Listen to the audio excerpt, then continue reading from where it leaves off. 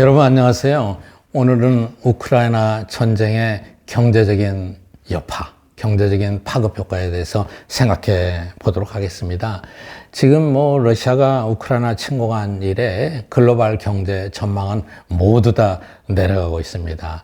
경제 성장률은 하락하고 또 우리가 가장 크게 관심을 갖고 있는 경제 변수가 물가잖아요. 물가는 상승하고 그러면은 이거는 경제적인 용어가 있습니다. 성장이 침체되고 물가가 올라가면은 스태그플레이션이라고 하죠. 전 세계의 스태그플레이션의 공포가 짙게 드리워지고 있습니다. 물론 직접적인 인명 피해는 말할 필요가 없이 엄청나게 비참합니다. 우크라이나의 피해가 심각합니다.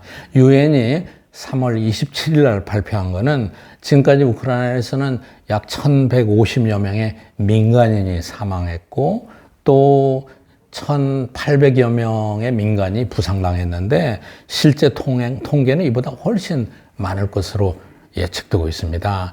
또 전쟁을 피해서 우크라이나에서 피난 간 사람들도 무려 400만 명에 이른다고 그래요. 그러니까 대부분 폴란드나 헝가리, 루마니아, 슬로바키아로 갔는데 러시아로도 35만 명이 피난 갔다고 그럽니다. 그리고 우크라이나 인구의 10% 이상이 지금 조국을 떠난 상태가 됐고요. 유엔 아동기금 유니세프의 발표에 따르면은 200만 명의 어린아이들이 우크라이나를 떠나고 있답니다. 그리고 이 중에 한 또 250여만 명은 국내에서 본인의 의사와는 달리 어디 대피처나 피난처나 캠프에 가서 어린애들이 지내고 있다고 합니다. 한마디로 매 1초마다 한 명의 어린이 난민이 발생하고 있다 이렇게 얘기합니다. 여러분 경제적 피해를 살펴보면은 세 가지 측면에서 나타나고 있습니다. 첫째는 가스, 주로 러시아가 유럽에 가스를 많이 공급하거든요. 그래서 이 에너지 가격, 또 식료품 가격 이런 걸로 인해서 인플레이션이 가속화되고 있고 인플레이션이 크게 나타나면은 우리의 실질 소득이죠. 실질 소득이 떨어지게 되는 것이죠. 이게 이제 첫 번째 파장이고 다음에 두 번째는 이제 우크라이나가 이렇게 되니까 국제적으로 모든 사업이나 생산 활동들이 다 연결이 돼 있잖아요. 근데 이게 이제 공급망이 붕괴된 거죠. 근데 이건 설상가상이죠. 코로나로 인해서도 공급망이 붕괴됐는데 우크라이나 전쟁으로 또 다른 공급망이 붕괴되고 있고 교역이 중단되고 있고 피난민이 급증하고 있고 송금이 제한되고 있고 이렇게 되니까 이것이 미치는 여파가 크게 되는 거죠. 다음에 세 번째는 지난 시간에 말씀드렸던 지정학적인 위험입니다. 그동안에는 우리가 이런 거 신경 안 쓰고 평화로운 시대 경제활동에만 전념하면 됐는데 이제는 이 지정학적인 리스크에 신경을 쓰게 됐습니다. 예를 들자면은 이 이머징 마켓, 우리나라도 흔히 여기에 포함되어 있죠. 새롭게 부상하는 신흥 국가들에서는 어떤 현상이 나타나느냐? 불확실성이 크게 증가했어요. 우리도 어떻게 될지 모르겠다. 모든 나라들이 이런 생각을 하게 되는 거죠. 그러다 보니까 어떻게 되겠습니까? 신흥국에 투자된 해외 자본들이 많이 빠져나가야 됩니다. 이머징 마켓으로부터 자금 유출 현상이 나타나고 금융시장이 경색되는 이런 현상이 나타나고 있습니다. 또 실제 러시아는 우크라이나와 더불어서 세계 전체 주요 원자재를 공급하는 나라예요. 그런데 이 공급이 원활하게 되지 않죠. 그리고 원자재 시장이 역시 경색되고 있죠. 그리고 러시아는 사실 세계 이 경제 규모로 볼 때는 이태리, 카나다, 우리 한국 다음에 한 11번째 되는 큰 나라예요. 이 나라가 경제적으로 봉쇄가 되고 대외 거래가 끊어지니까 국제관계가 굉장히 많이 얽혀 있잖아요. 다른 나라에도 파장이 크게 미치게 되는 거죠. 자, 우선 여러분 그림에서 러시아가 세계 전체의 주요 원자재 수출에서 차지하고 있는 비중을 한번 보시죠. 팔라디움을 보면은 거의 한 46%를 러시아가 세계 수출량에서 러시아의 비중이 높고요. 그 다음에 플래티넘도 한 15% 이상 되고 그리고 가스, 니켈, 밀 이런 농산물도 많고 러시아가 가지고 있는 원자재도 상당히 많습니다. 특히 러시아가 유럽에 원유를 수출하는 것은 상당히 많은 비중이 있는데 통계마다 약간씩 차이가 있습니다만은 최소한 25%에서 40%까지 EU 국가들이 그 러시아에 가스에 의존하고 있다. 그 최근에도 그런 얘기를 하죠. 푸틴이 이제 루블화로 결제를 하지 않으면은 EU에 가스를 공급하지 않겠다. 그렇게 얘기하고 있거든요.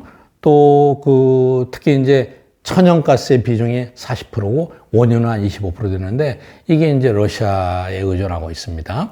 그런데 러시아가 이렇게 세계 수출 시장에서 에너지를 공급을 적게 하려고 하니까 지금 에너지 가격이 다 올랐죠.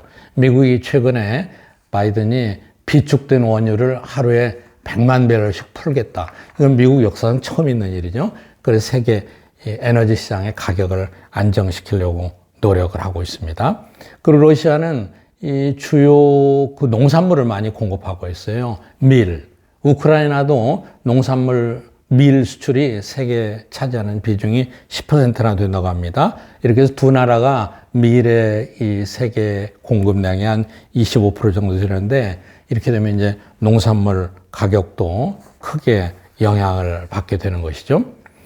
여러분 다음 그래프에서 이건 브루킹스에서 나온 건데 우크라이나와 러시아가 세계 원자재 시장에서 얼마나 차지하고 있느냐 이 비중을 보시면은 여기 이제 주황색으로 표시된 부분이 우크라이나고 그 다른 부분은 러시아입니다. 그런데 제일 많은 것들이 씨드 오일, 해바라기 씨 이런 것들이 제일 우크라이나가 많이 공급하고 있고 이건 50% 가까이 되더라고요. 옥수수도 많고요. 그 다음에 이제 러시아가 공급하고 있는 것은 앞에서 본 대로 천연가스, 벨라디움, 석탄 이런 것들이 대부분입니다. 자, 그리고 이것이 이제 실제 우크라이나를 침공한 이후에 세계 시장에 어떤 영향을 미치고 있느냐 하는 것은 가격 변화를 보면 바로 알 수 있습니다. 제가 여기 정리를 해서 한번 살펴봤어요.